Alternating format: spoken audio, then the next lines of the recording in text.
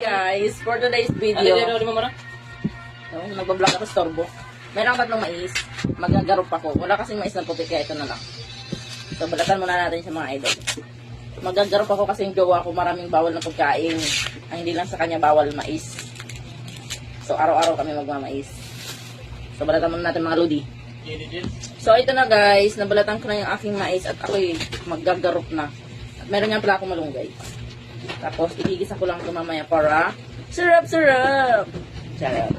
Magagarap na guys. Boy, isa lang mga boy yung pintuan, boy.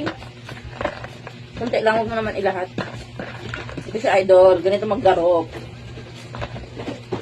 Gawain nga to, gawain dito to mga lodi. Masarap sana yung puti, kaso walang puti mga idol. So, ito lang. Magagarop.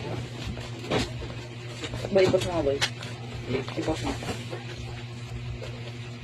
So, ito na nga mga idol. At nagarop ko na nga yung mais. So, dito naman tayo sa malunggay. Ayun sila tao. Ang pinaka-maputi kong pinsan. Yee, kaway. So, ito na mga lodi. Dito naman tayo sa malunggay. Malunggay. Ito yung lutong Bicol. Ang tawag nito is ginarop na mais with malunggay.